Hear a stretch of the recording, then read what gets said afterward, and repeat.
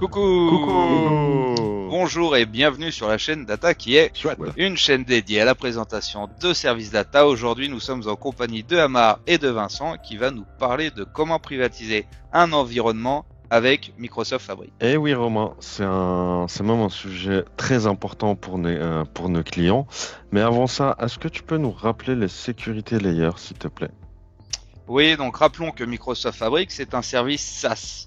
Et donc, on a des outils pour sécuriser qui simplifient, accélèrent la configuration en libérant finalement les administrateurs d'une partie de coûts et de responsabilités liées au maintien de votre sécurité. Donc, par défaut, c'est sécurisé. Les utilisateurs et administrateurs disposent d'outils conçus pour garantir que seules les bonnes personnes ont accès aux bonnes données. Donc, on a différentes couches de sécurité. La couche supérieure est la couche de sécurité, on y reviendra, qui garantit finalement l'absence de fuite de données. La sécurité réseau entrant inbound, Vincent vous présentera ça, protège le trafic réseau entrant dans Fabric et la sécurité sortante outbound garantit une connexion sécurisée à vos différentes sources de données. La couche suivante permet aux propriétaires d'espaces de travail, de workspace et d'éléments aussi à l'intérieur de gérer l'accès à leurs données et de définir des règles fines d'accès aux données telles que le RLS, CLS, OLS ou encore récemment le One Lake Data Access Security. Et pour finir, la dernière couche, la sécurité des données qui allie la puissance de Purview Security à Microsoft Fabric pour vous aider à mieux protéger vos données, notamment avec le fameux Data Loss Prevention. Ok, Romain, merci pour ce petit rappel. Est-ce qu'on peut plus, par contre, contextualiser pour se faire une meilleure idée des choses? Parce que c'est peut-être des trucs trop abstraits pour l'instant, non? Quand on est appelé pour essayer de sécuriser et de maîtriser un petit peu le déploiement de Microsoft Fabric dans les environnements clients, on est régulièrement challengé sur effectivement comment je vais réussir à maîtriser tous les flux et les échanges avec ma plateforme. Donc, comme l'a dit Romain, il y a deux éléments. Il y a tout ce qui va être concerné les flux entrants. Donc, comment je le fais pour sécuriser, limiter, maîtriser finalement les personnes qui peuvent se connecter à ma plateforme, les ressources qui peuvent y accéder et les méthodes pour se présenter sur le portail et dans l'environnement. Et on a tous les flux sortants. Et donc là, c'est plutôt comment Fabric fait pour pouvoir accéder à des données ou accéder à des ressources comme un Key Vault ou un trousseau d'identifiants de manière sécurisée et maîtrisée. Plusieurs composants qu'on connaît déjà pour pouvoir se connecter à nos données. On va avoir notre fameuse gateway qui va nous permettre déjà sur Power BI d'accéder aux différentes sources de données qui sont soit dans des environnements on-premise, soit dans des environnements privés. On a notre fameuse VNet Data Gateway qui est le service déployé et managé dans Microsoft Fabric. Mais on va retrouver pour Fabric, par exemple pour les technologies de data engineering et de real-time, un service qu'on appelle Managed Private Endpoint qui va nous permettre d'accéder à nos données de manière sécurisée en flux sortant. Donc on va se connecter à un endpoint qui est privé et qui est branché sur les différents services directement et qui vont être approuvés pour la technologie Microsoft Fabric spécialement. Donc pour pouvoir réussir à accéder à nos données depuis Microsoft Fabric, on a donc nos différents leviers de privatisation et de sécurisation de réseaux sortants. Mais donc pour pouvoir nous connecter au portail Microsoft Fabric ou au portail Power BI, on va avoir d'autres leviers. Le premier levier, ça s'appelle donc le Private Link for Microsoft Fabric. C'est une technologie qui va nous permettre de délimiter les réseaux qui peuvent échanger avec Microsoft Fabric et donc de délimiter les ressources et les moyens de se connecter au portail. Si en plus on la combine avec une technologie qui permet de désactiver l'accès public, donc via le réseau public à Microsoft Fabric, on va avoir deux leviers. Un qui permet de savoir depuis quel réseau on se connecte et un second qui permet de s'assurer que ce sont forcément des réseaux qu'on connaît et des réseaux qui sont privés.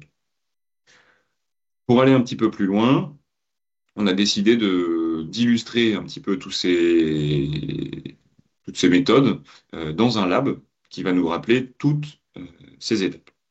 Donc à quoi il ressemble ce lab et qu'est-ce que c'est le but de ce lab? Donc, c'est un lab que je vais vous présenter ensuite sur GitHub avec un pas à pas et différentes étapes pour pouvoir les mettre en place. Ce pas à pas, qu'est-ce qu'il décrit? Donc, on va essayer de se mettre dans la peau d'un utilisateur qui veut se connecter au portail Microsoft Fabric. Depuis le portail d'administration, la personne qui est en charge du portail Microsoft Fabric va désactiver l'accès public Internet. Donc l'utilisateur peut plus se connecter de n'importe où et par exemple, il peut plus se connecter depuis son laptop personnel au service. Et en plus, il va activer cette fameuse technologie qu'on appelle Private Link. Qu'est-ce que ça implique? Ça implique que l'utilisateur doit nécessairement se connecter via le réseau de son entreprise, donc par exemple à une machine locale ou alors avec son poste qui est associé à ce réseau d'entreprise. Ce réseau d'entreprise est associé avec un réseau qu'on aura créé au sein d'Azure et dans lequel on va ajouter deux objets.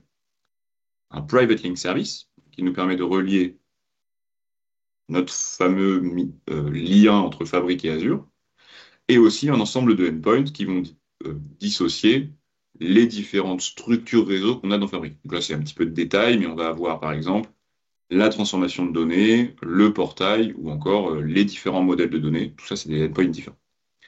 Donc, faut pas avoir peur. Il y a une documentation qui récapitule un petit peu tous ces éléments. Et surtout, le lab, dans le pas à pas, permet de le détailler. Donc, qu'est-ce que ça implique? Ça implique que notre utilisateur ne peut plus se connecter via l'Internet public, est obligé de se connecter via le réseau d'entreprise et via les services qu'on a déployés, finalement, réaccède aux services Microsoft Fabric. Donc là, on a sécurisé le moyen d'entrer sur le portail et de maîtriser les flux entrants. Ensuite, dans ce lab, on va essayer de faire d'autres choses. Pour moi, le besoin de la démo, je n'ai pas forcément de service entreprise et surtout, je n'ai pas de service réseau qui permettent de l'illustrer. Donc, j'ai créé une machine virtuelle dans Azure. C'est via cette machine que je vais pouvoir me connecter et présenter cette démo. Si on va plus loin, dans un cas d'usage simple, on va essayer de créer un espace de travail. Et dans cet espace de travail, on va faire un notebook Spark. Ce notebook Spark, il doit se connecter à des données qui sont stockées dans un data lake dans Azure. Pour pouvoir le sécuriser, on va faire appel à notre feature qu'on a présentée précédemment qui s'appelle Managed Private Endpoint. Donc, c'est un endpoint qui est branché directement sur le lake avec un lake qui est en vase clos, donc inaccessible depuis un réseau public. Et donc, ce service va reposer sur notre Managed Private Endpoint et notre Private Endpoint côté ADLS. L'objectif aussi, c'est de pouvoir enregistrer les identifiants de notre méthode de connexion dans un Key Vault et de pouvoir avoir une maîtrise de bout en bout, autant de l'entrée sur le service et de la gestion des données dans un cas d'usage réel avec un notebook Spark. Ok, du coup, si je comprends bien, et je vais peut-être le dire avec mes mots simplistes, je m'en excuse. Du coup, là, tu vas nous montrer deux trucs différents. La première, c'est comment on se connecte de manière sécurisée à app.powerbi.com. Hein. Encore une fois, j'utilise mes mots simplistes. Et deuxièmement, comment attaquer de la donnée de manière sécurisée depuis Fabric vers un ADLS Gen 2 qui n'a pas d'accès public. C'est bien ça? Oui, c'est ça. Donc vraiment un espèce de cas d'usage de bout en bout, comme si on schématisait la vie réelle d'un utilisateur dans une entreprise qui a voulu maîtriser les flux de A à Z. Et en plus de nous faire la démo, je crois que tu as créé un lab disponible sur GitHub qui permet de refaire finalement toute cette configuration.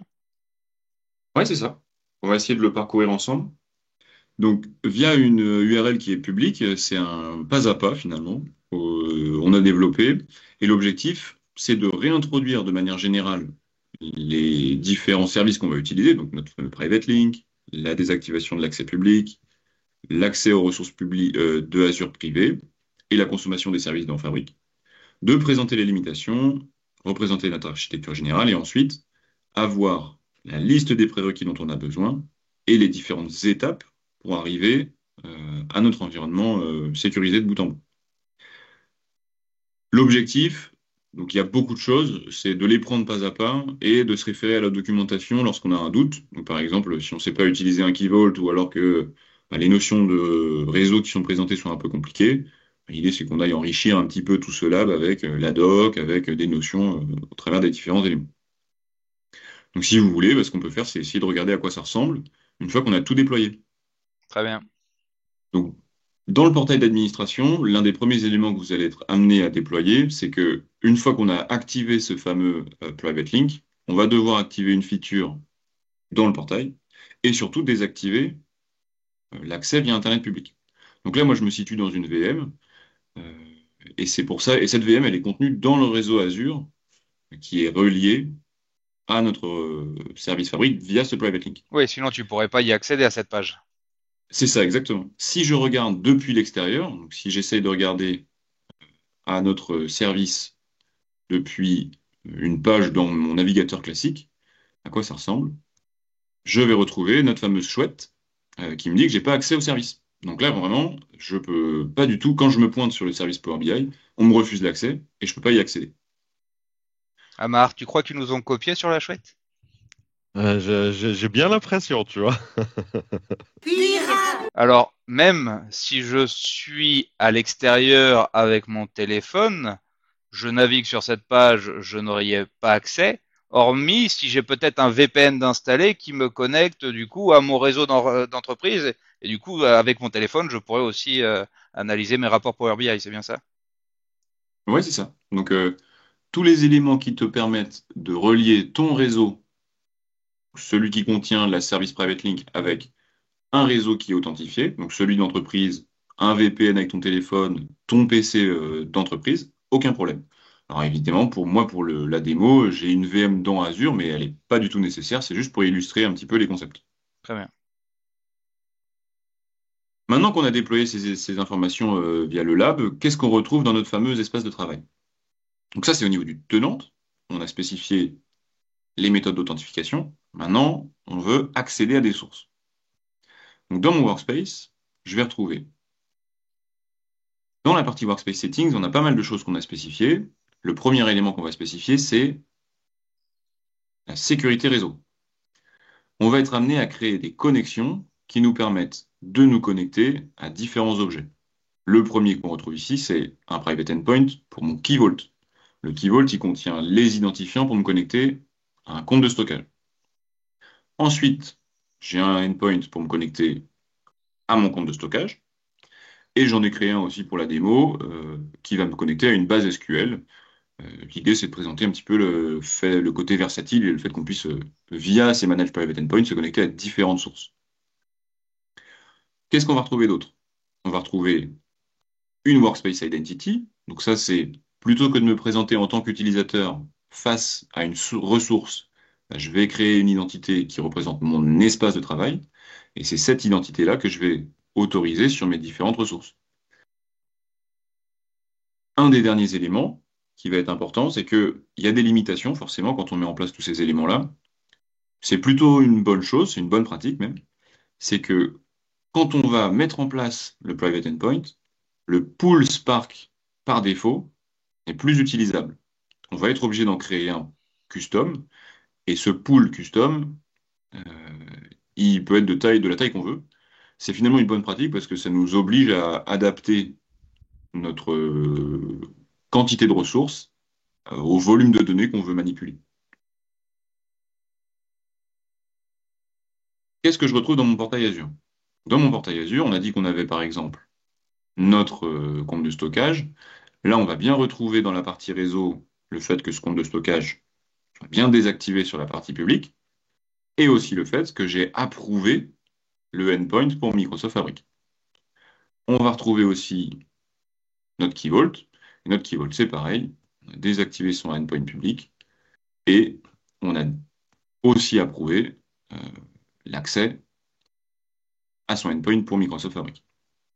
Une fois que j'ai fait ça, j'ai donc un workspace sécurisé, une méthode d'authentification sécurisée, un moyen d'accéder à mon trousseau de clés et un moyen d'accéder à mes données. Une fois que j'ai fait ça, je peux donc essayer de m'y connecter. On va créer un notebook, tout bête. Dans ce notebook, on va définir notre connexion à notre fameux compte de stockage, nous connecter via la librairie Notebook Utils à notre Key Vault pour aller en récupérer les clés. On va définir notre méthode d'authentification, donc avec une shared key. Alors on aurait pu faire ça avec autre chose, mais là pour la démo, on a choisi de faire la shared key. Et enfin, je vais pouvoir me connecter au service et à mon fameux compte de stockage pour aller en lister, par exemple, la liste des répertoires. Et donc là, je me retrouve avec un répertoire qui s'appelle Demi pour le besoin de la démo. Et je pourrais aussi, par exemple, attaquer directement la donnée qui est dans ta DL Gen 2. Exactement. Alors là, moi, je me suis arrêté ici parce que j'ai juste voulu montrer qu'on pouvait s'y connecter. Après, évidemment, l'objectif, ça va être de manipuler ces données, les relier avec son OneLake et puis aller un petit peu plus loin dans l'exploration de données et le data engineering. Super, merci. Je crois en plus que c'est JA maintenant ce Private Link, mais ça amène quand même certaines limitations. J'ai en tête le fait que l'application MetrixApp pour monitorer la consommation et l'usage de nos capacités n'est pas disponible si on supprime l'accès public. C'est bien ça? Alors oui, en fait, tous les services qui vont reposer sur des accès à des ressources publiques, donc par exemple cette fameuse capacity metrics app qui se connecte à un endpoint derrière que lui, on ne maîtrise pas, bah ça forcément, ça va être un des inconvénients de cette méthodologie. Alors ça ne veut pas dire qu'on ne peut pas faire de monitoring et qu'on ne peut pas faire de suivi, parce que les API qui permettent de se connecter aux services Microsoft Fabric ou Power BI, elles sont encore disponibles. Donc par exemple, on va retrouver les API Fabric. Ici, je suis dans mon réseau. Et là, je peux me connecter au endpoint pour lister les items, par exemple, et avoir le résultat. Alors, par contre, si je le fais depuis mon poste, qui lui n'est pas relié au réseau privé, bah, je vais avoir une erreur qui me dit bah, tu n'as pas le droit d'y accéder, mais c'est le résultat qu'on attend. Et une petite dernière, mais pas des moindres, les on-premise data gateway ne sont pas supportés. Par contre, on pourra utiliser les VNet gateway sans problème. Super démo, merci Vincent. On mettra dans le commentaire de la vidéo le lien pour refaire le lab si vous le souhaitez. Il faut savoir que maintenant, on a une preview du Workspace Level Private Link. Et donc, comme vous l'imaginez, on n'est plus au niveau du tenant, mais là au niveau du Workspace. Donc, on aura peut-être moins de limitations. Et c'est au niveau du Workspace qu'on va pouvoir privatiser l'accès à nos différents artefacts du Workspace en question. Yes, j'avoue que ça me donne envie de tester cette fonctionnalité parce qu'avoir le tout ou rien avec le private link que Vincent nous a présenté peut être un peu complexe ou même limitant. Or que là, je pourrais me limiter à des workspaces. Ouais, en effet. Ben, on attend peut-être un update du lab de Vincent, incluant cette nouvelle fonctionnalité. Allez, ça marche. Super. Bon, en tout cas, merci beaucoup pour cette présentation et cette démo. N'hésitez pas à vous abonner à la chaîne. On mettra le lien là, pour refaire le lab. On vous dit à bientôt.